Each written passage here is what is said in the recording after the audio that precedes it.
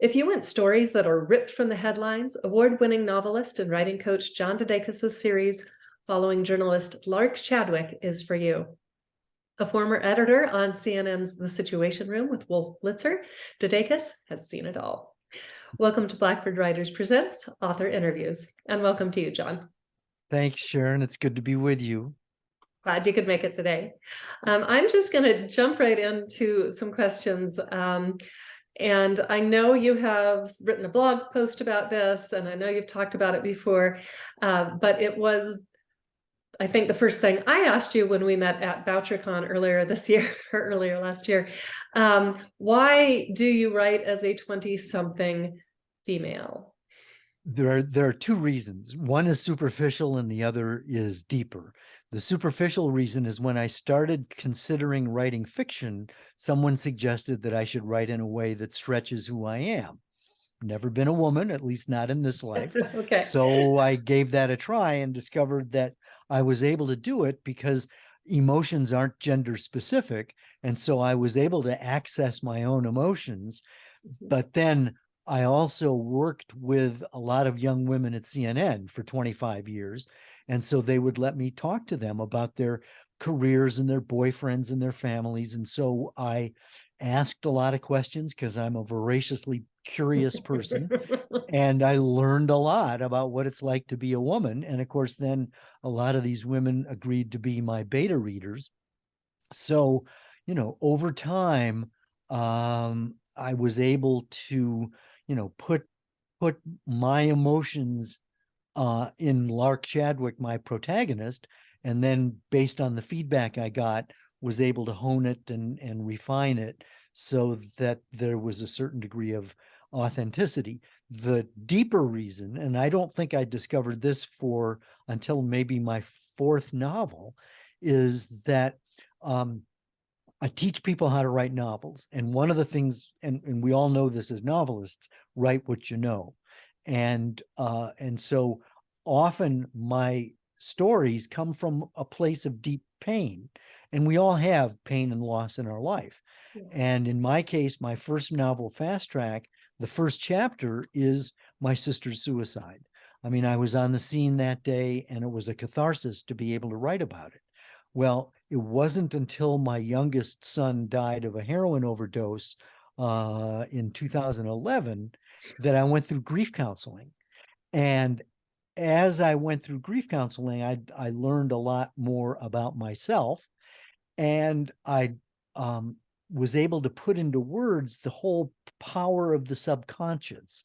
Mm-hmm. And anyone who's a writer knows the whole write from the seat of your pants kind of thing. Yeah. And what I discovered, long story short, is that the deeper reason that I write as a woman is that I'm trying to create a character that I wish my sister had allowed herself to become. Because Lark, my protagonist, doesn't let a guy define who she is, isn't a victim, and yet she falls for the bad boys. And so, my sister, made some tactical errors. She fell in love at 16, got pregnant at 17, got married at 18.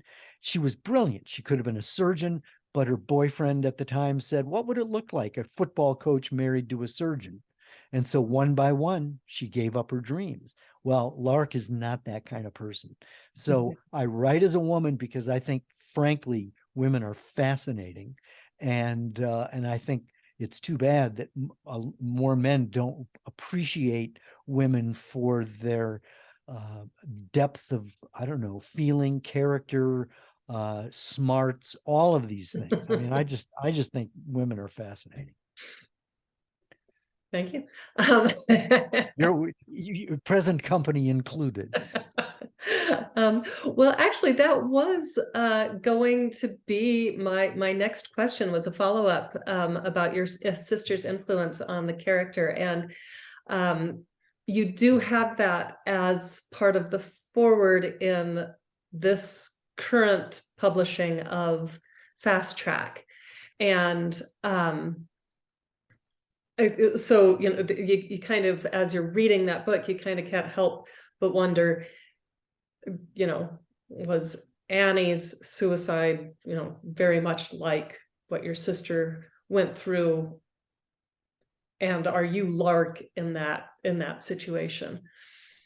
Well, yes and no. I Yeah, mean, because it's fiction. some of the details are very very close to reality. I mean, I did not find my sister's body. It was carbon monoxide poisoning, but I was on the scene, the scene of, kneeling next to her and trying to warm her hand, that was ripped from reality. Yeah, it's like But ripped from Annie, the headlines, but also ripped from your heart, yeah, and it exactly. is a heart-wrenching scene. It's just, Yeah, wow. yeah. Yeah, it's a very, very powerful way to start a book. And as I think I told you, once I started it, I couldn't put it down. It was just Thank you.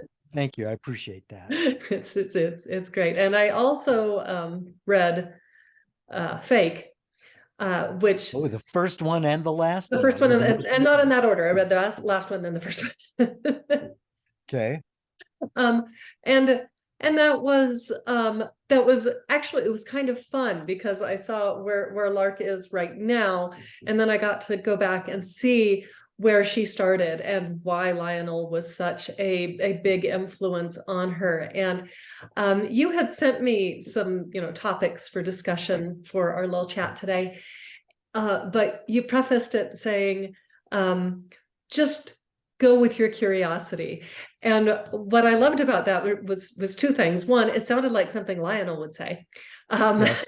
And He has said that. I think he actually has said that.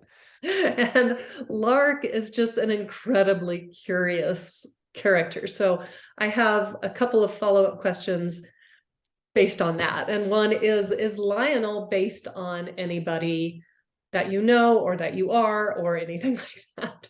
All of the above. I mean, there was one of my incarnations as a reporter. One of my mentors was a former New York Times assistant national editor, and covered he was at the New York Times when Kennedy was assassinated, and so I learned a lot just from pumping him, with questions about what it was like back then and all that. So in many ways, Lionel is similar to Bob Schlosser, who was this editor, but Lionel is more irascible than Bob.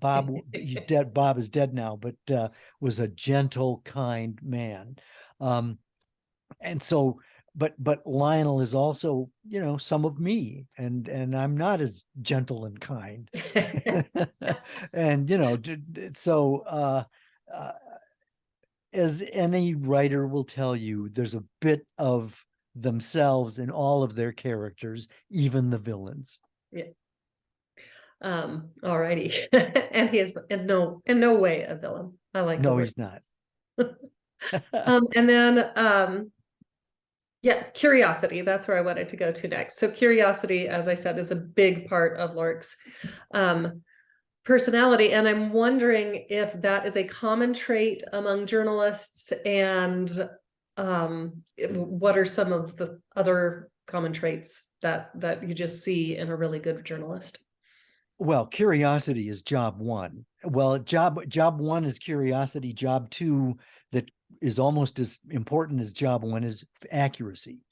And so, I mean, the who, where, what, when, why, and how, those are fundamental questions that all reporters ask, and that's how they get their stories. Is they wonder whatever happened to so and so, and then they go and find out. Or I wonder where the money came from for that, and they go find out. So curiosity is fundamental to being a good journalist. I think that accuracy, getting it right. I mean, I took a journalism class at the University of Wisconsin in Madison, and you got 15 points off for an error in fact, which means that if you got someone's address wrong by one number, that's 15 points off. The standard was that high for accuracy. You can screw your grade up, big time by just screwing up a couple of facts. So accuracy was important, and fairness. I think a lot of people sit around thinking that at CNN in 2008, we were going, oh, how could we get Obama elected. And that's not how it works. Journalists are human and they have opinions, and that's okay. But the professional knows how to extract the opinion and get it out of there so that they're fair all the way around. Yeah, and that does make for more interesting reading. So Lark is in print journalism. How, and you worked at the Situation Room, how is CNN or television journalism different from print?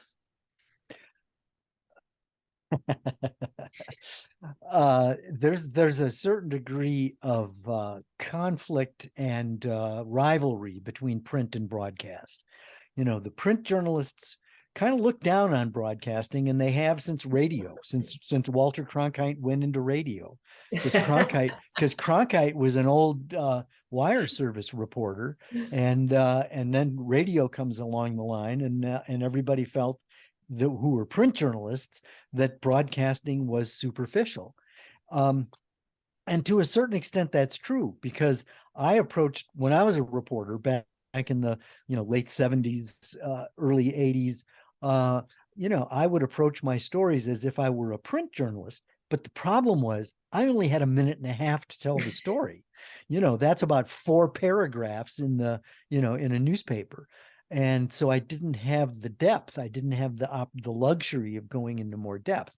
Plus, I was preoccupied with getting a camera and thinking visually. So broadcast journalism, it's for the most part, at least television, it's show and tell. And so you have to show the story as well. Print, that's really the gold standard, because you can go into much more depth. And of course, now with the internet, a lot of broadcast outlets have a website that also puts the story in print, and so they can go a little bit more in depth as well. But I would say those are some of the differences. Well, you when you're watching a news program, they will often reference their source as a newspaper. And the real journalist said this, and I'm going to report on that. Oh, absolutely. That's very astute, because absolutely, you get a lot of your leads from the New York Times, the Washington Post, and so on. Because that's really where the action is, because they have the time, the resources, the personnel to go in depth. Yeah. And yeah, makes. And I'll say one more quick. I'll say one more quick thing, and that is I really encourage people, to turn off the TV and read the news. Get the news from, Reuters, the Associated Press, the New York Times. Read it instead of just sitting there listening to everybody fight with each other and argue and yell at each other. Why waste your time? Get the facts. Yeah, facts, please, which you address a lot of in fake. I do. I feel very strongly about this. All right, so we are kind of coming to a close of our time together, unfortunately, but I do want to know what you're working on next. Are we going to see Lark Chadwick again soon? And what will she be doing? Because she had some big stuff happening at the end of Fake. There was a major cliffhanger at the end of Fake. I am working on Lark #6, the 6th novel. The working title is Enemies Domestic. And I think QAnon is probably going to play into it, maybe mental health. I'm writing the first draft. I'm a planner and a seat of the pantser, so I'm plantsing it. I'm letting it, I'm winging it, but I have an idea of where I'm going to go. But when it's going to be out, probably not for another year or so, just because I've got procrastination nailed. And I'm also working on a memoir. The working title of that is What Alfred Hitchcock Told Me and More, A Life of Plot Twists. And it's in the hands of my beta readers now, including my wife. So maybe it'll never see the light of day. Who knows? It's a great title. I mean, you've got me. I teach a whole class on Alfred Hitchcock. Oh my God. Oh, wow. We need to talk. Yeah, love Hitchcock. All right, and where can our viewers find you? Probably the best way is on my website. It's johndedakis.com. JOHN, D as in dog, E, D as in dog, A, KIS as in Sam.com. JohnDeDakis.com. All right. Well, thank you so much for being here today, and thank you all for watching.